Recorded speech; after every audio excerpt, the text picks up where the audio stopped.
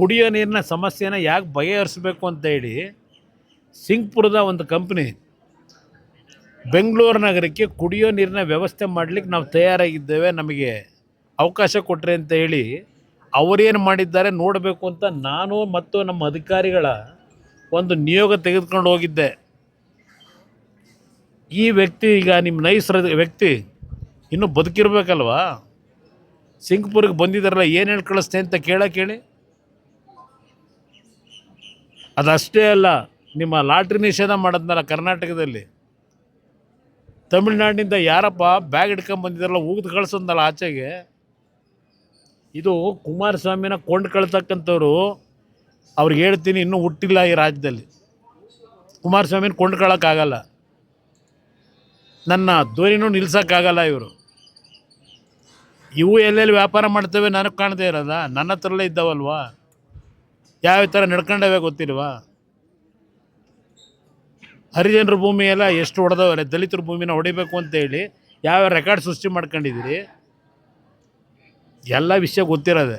ಅದರಿಂದ ಯಾವ DLFನೂ ಅಲ್ಲಿ ಕಾಂಗ್ರೆಸ್ನ ಈಗಿನ ಮುಖ್ಯಮಂತ್ರಿ ಅವರಲ್ಲ, ಅವ್ರಿಗೂ ಸಂಬಂಧ ಏನು ಮೊದಲು ತಿಳ್ಕೊಂಡು ಮಾತಾಡೋಕೆ ಹೇಳಿ.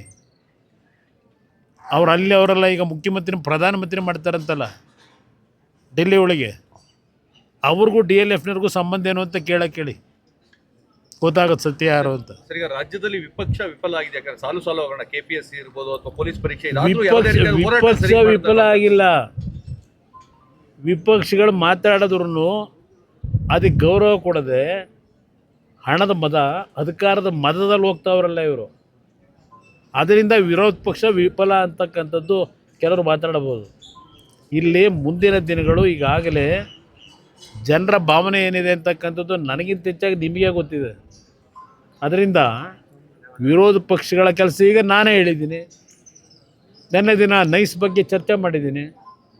ಉದ್ದುದ್ದ ಭಾಷಣ ಮಾಡ್ತಾರಲ್ಲ ನಮ್ಮ ಪ್ರಿಯಾಂಕ ಖರ್ಗೆ, ಗೃಹ ಸಚಿವರಲ್ವೇ, ಸ್ಕ್ಯಾಮ್ ಆಗಿದೆ ಅಂತ ಹೇಳಿ ನಿಮ್ಮ ಹೈಕೋರ್ಟ್ ತೀರ್ಪು ಕೊಟ್ಟವರಲ್ಲ, ಆ ತೀರ್ಪಿನ ಆಧಾರದ ಮೇಲೆ ಇವತ್ತು ಬೆಂಗಳೂರು ನಗರದಲ್ಲಿ ಪಾಪ ಕೃಷ್ಣ ಬೈರೇಗೌಡರು 2 ಹೊತ್ತಿನ ಊಟಕ್ಕೆ ಇದೆಲ್ಲ ಒಂದು ಸಣ್ಣ ತಳ್ಳಗಾಡಿ ಇಟ್ಕೊಂಡು ಜೀವನ ಮಾಡ್ತಕ್ಕಂಥವ್ರನ್ನೆಲ್ಲ ಎತ್ತಿಸ್ಕೊಂಡು ಹೋದ್ರಲ್ಲ. ಈಗ ಅದೇನೋ 500 ಕಿಲೋಮೀಟ್ರೋ 700 ಕಿಲೋಮೀಟ್ರೋ ಅಳತೆಯಲ್ಲಿರ್ತಕ್ಕಂಥದ್ದು ಎಲ್ಲ ತೆಗೆದುಬಿಟ್ಟಿದ್ದೀವಿ ಅಂತ ಹೇಳ್ತಾರಲ್ಲ.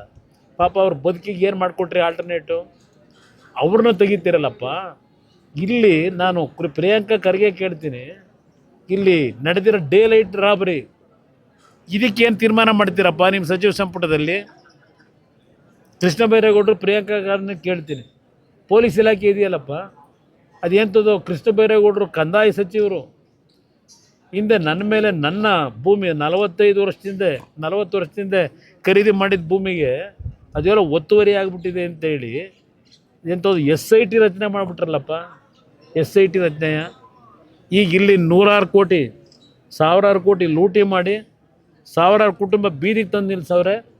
4000 ಕುಟುಂಬಕ್ಕೆ ನಿವೇಶನ ಕೊಡ್ತೀನಿ ಅಂತೇಳಿ ಇವತ್ತರೆಗೂ ಒಂದು ನಿವೇಶನ ಕೊಡಲಿಲ್ಲ. ಯಾಕಪ್ಪ ಇನ್ನೂ ಮೌನವಾಗಿದ್ದೀರಿ? ಮಾತಾಡ್ರಪ್ಪ ಇದ್ರ ಬಗ್ಗೆ. ಏನೇನಾಗಿದೆ ಅಲ್ಲಿ? ಪೊಲೀಸ್ ಇಲಾಖೆ ಇಟ್ಕೊಂಡು ಅದು ಏನು ತನಿಖೆ ಮಾಡ್ತೀವಿ ಮಾಡಪ್ಪ. ಹೈಕೋರ್ಟ್ ಆದೇಶ ಕೊಟ್ಟವರಲ್ಲ. ಇದೆಲ್ಲ ಬಿಟ್ಟು ಇರೋ 3 ದಿವಸ ಇನ್ನೇನು 1 ವರ್ಷ ಆಯ್ತೋ 1.5 ವರ್ಷ ಇದೆಯೋ ನಿಮ್ಮ ಮನೆ ಬರ ಗೌರವ ಉಳಿಸ್ಕೊಳ್ಳೋ ಕೆಲಸ ಮಾಡಿ ಅಂತ ಹೇಳ್ತೀನಿ. ಯಾವುದು ವಿಚಾರವಾಗಿ ಇದು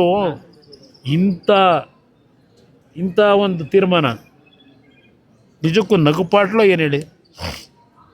ಈಗ 30 ದಿನದಲ್ಲಿ ಅದೆಂಥದ್ದು ಹೊಸದಾಗಿ ರಿಟೈರ್ಡ್ ನ್ಯಾಯಮೂರ್ತಿ ಇರಬೇಕೇನೋ, ಗುರುನಾಥೋ ಏನೋ ಗೊತ್ತಿಲ್ಲ ಹೆಸರು, ಅವರ ಒಂದು ನೇತೃತ್ವದಲ್ಲಿ ಈಗ ಅದೆಂಥದ್ದು ಸಮಿತಿ ವರದಿ ತಗೋತಾರಂತಲ್ಲ.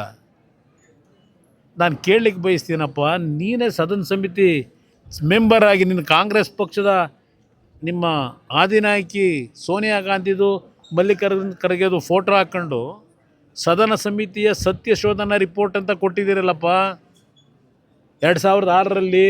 ಇದೇ ಬಿಡದಿ ಬಗ್ಗೆ, ಬಿಡದಿ ರೈತರನ್ನೆಲ್ಲ ಭೇಟಿ ಮಾಡಿ ಅವ್ರ ಜೊತೆ ಅವ್ರ ಕಷ್ಟ ಸುಖ ಕೇಳಿ ಆ ತೋಟಗಳನ್ನೆಲ್ಲ ನೋಡಿ ಒಂದು ವರದಿ ಕೊಟ್ಟಿದ್ದೀರಲ್ಲಪ್ಪ ಸದನ ಸಮಿತಿದು 2006ರಲ್ಲಿ. ಆ ಸಮಿತಿ ರಿಪೋರ್ಟ್ ಏನು ಮಾಡ್ತೀರಿ? ನೀವು ಕೊಟ್ಟಿರೋದು ಈಗ ಇವ್ರತ ತಗೊಂಡು ಏನು ಮಾಡ್ತೀರಪ್ಪ ಬಿಡ್ದಿದ್ದು? ಏನಕ್ಕೆ ಮಾಡ್ಕೊಂಡಿದ್ದೀರಿ ಈ ಸದನ ಸಮಿತಿನ? ಏನಾದರೂ ಮುಖ್ಯಮಂತ್ರಿ ಒಂದು ಪರಿಜ್ಞಾನ ಬೇಡವಾ? ನೀವೇ ಮುಖ್ಯಮಂತ್ರಿನೇ ಅವತ್ತಿನ ಸದನ ಸಮಿತಿ ಸದಸ್ಯ. ಆ ರಿಪೋರ್ಟ್ ನಾನೇ ನೆನ್ನೆ ಬಿಡುಗಡೆ ಮಾಡಿದ್ದೀನಿ. ಅವ್ರು ಏನು ಕೊಟ್ಟವ್ರೆ? ಈ ಸದನ ಸಮಿತಿ ಮಾಡಿ ಇವ್ರತ ಏನು ತಗೋತೀರಿ? ಇದೇ ಗೋಪಾಲ್ಗೌಡರು ಇದೇ ನಿವೃತ್ತ ನ್ಯಾಯಾಧೀಶರು ಸುಪ್ರೀಂ ಕೋರ್ಟ್ನ ಅಲ್ಲೊಂದು ಬಿಡದಿನಲ್ಲಿ ಈ ಒಂದು 15 ದಿವಸದಿಂದ ಬೆಳಗಿನ ಸಾಯಂಕಾಲದವರೆಗೂ ಹವಾಲು ತಗೊಳ್ಳಿಲ್ವ? ಅದೇನೋ ಜನ ಕೋರ್ಟು ಅಂತೇಳಿ ಅವ್ರು ಕೊಟ್ಟವರಲ್ಲ. ಗೋಪಾಲ್ಗೌಡರು ಜನಗಳು ತೀರ್ಮಾನ ಕೊಟ್ಟಿದ್ದನ್ನು ಕೊಟ್ಟವರಲ್ಲ. ಅವರು ರಿಪೋರ್ಟನ್ನು ಮಾಡ್ಕೊಂಡಿರಬೇಕು. ಗೋಪಾಲ್ಗೌಡ್ರ ಹತ್ರ ಕೇಳಿದ್ರೆ ಆಗಿತ್ತಪ್ಪ, ಜನ ಏನು ಮಾತಾಡ್ತಾರೆ ಅಂತೇಳಿ. ಈಗ ಇನ್ನೊಂದು ಹೊಸ ಸದನ ಸಮಿತಿ ಮಾಡಿ, ಯಾಕೆಂದರೆ ನಾನು ಮೊನ್ನೆ ನೋಡ್ತಾ ಇದ್ದೆ, ಇದೇ ಸರ್ಕಾರದಲ್ಲಿ, ಕಾಂಗ್ರೆಸ್ ಸರ್ಕಾರದಲ್ಲಿ ಒಳ ಮೀಸಲಾತಿ ರಿಪೋರ್ಟ್ ತಗೋಬೇಕು ಅಂತೇಳಿ ಒಬ್ಬರನ್ನ ಸದಸ್ಯರನ್ನು ಅಧ್ಯಕ್ಷರನ್ನು ಮಾಡಿ 86 ಕೋಟಿ ಪೇಮೆಂಟ್ ಆಗಿದೆಯಂತೆ. 86 ಕೋಟಿ ಕೊಟ್ಟವ್ರೆ ಒಂದು ಒಳ ಸಮಿತಿ ಒಂದು ರಿಪೋರ್ಟ್ ತಗೊಳ್ಳೋದಕ್ಕೆ. 86 ಕೋಟಿ.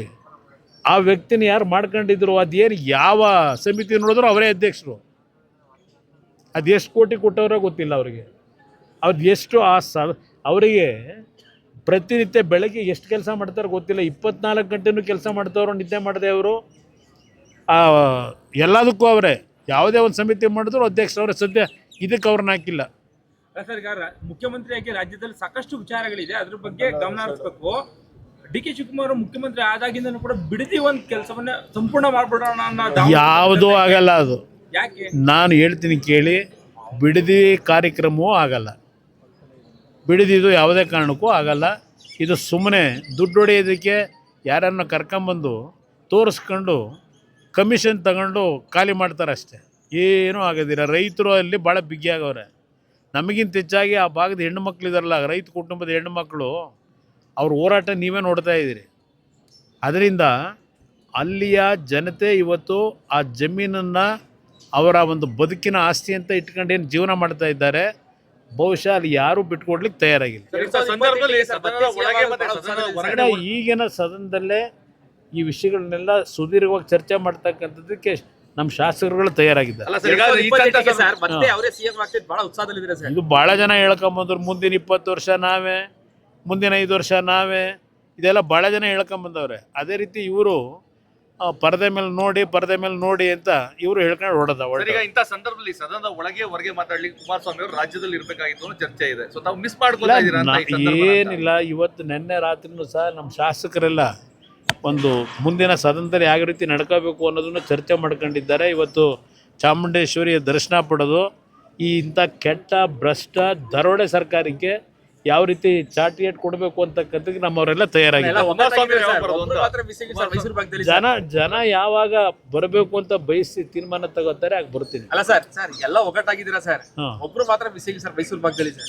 ಇಲ್ಲ, ಅವ್ರು ದೊಡ್ಡವರಿದ್ದಾರೆ, ಅವ್ರು ಭಾಳ ಕೆಲಸ ಇದೆ, ಅವರಿಗೆ ಬಿಟ್ಟಿದ್ದೀವಿ. ಅದಕ್ಕೆ ಬೇರೆ ಕೆಲಸ ಮಾಡ್ಲಿಕ್ಕೆ ಬಿಟ್ಟಿದ್ದೀವಿ.